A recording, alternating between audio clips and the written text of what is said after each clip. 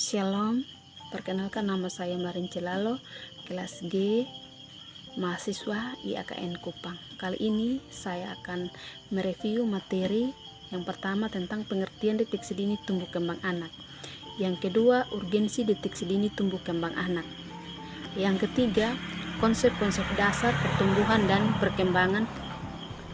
Yang keempat, aspek-aspek pertumbuhan dan perkembangan anak. Dan yang kelima, pengertian pertumbuhan dan perkembangan anak dalam teknik penilaian tumbuh kembang anak PAUD. Deteksi dini tumbuh kembang anak adalah proses mengidentifikasi dan memantau perkembangan anak pada tahap-tahap perkembangannya dengan secara teratur untuk mendeteksi kemungkinan masalah perkembangan dan intervensi yang tepat waktu. Urgensinya adalah untuk memberikan dukungan yang sesuai agar anak dapat mencapai potensi maksimalnya dengan mendeteksi dini masalah perkembangan seperti gangguan bicara, keterlambatan motorik, atau masalah kognitif dapat diidentifikasi sejak dini, memungkinkan intervensi yang lebih efektif dan meminimalkan dampak jangka panjang. Contoh, saat seorang anak menunjukkan keterlambatan dalam mencapai tongkat perkembangan seperti tidak bisa merangkak pada usia yang diharapkan. Deteksi dini memungkinkan orang tua dan profesional kesehatan untuk mengevaluasi penyebabnya dan menyediakan terapi atau perawatan yang tepat. Baik, berikut adalah beberapa konsep dasar dalam pertumbuhan dan perkembangan. Yang pertama, fisik. Fisik meliputi pertumbuhan tubuh, perkembangan otot, dan sistem organ.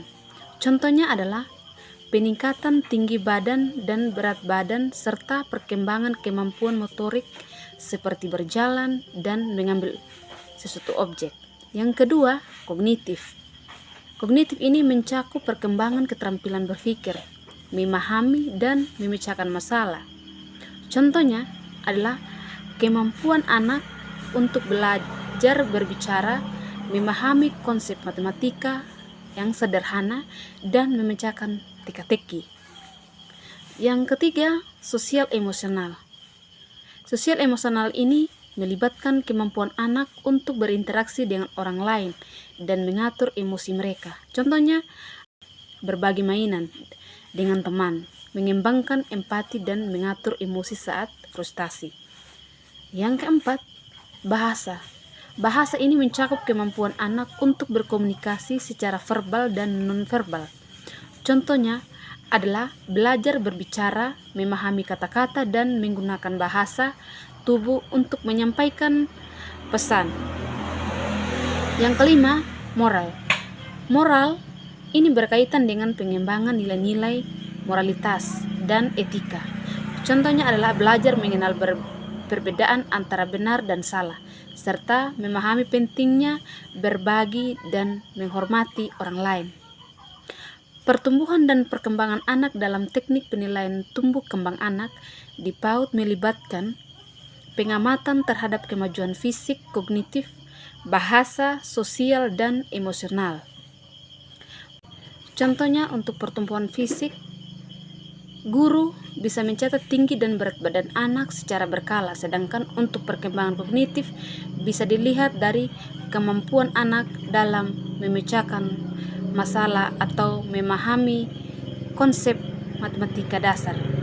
Perkembangan bahasa bisa diamati dari kemampuan anak dalam berkomunikasi, sementara perkembangan sosial bisa dilihat dari interaksi anak dengan teman sebayanya.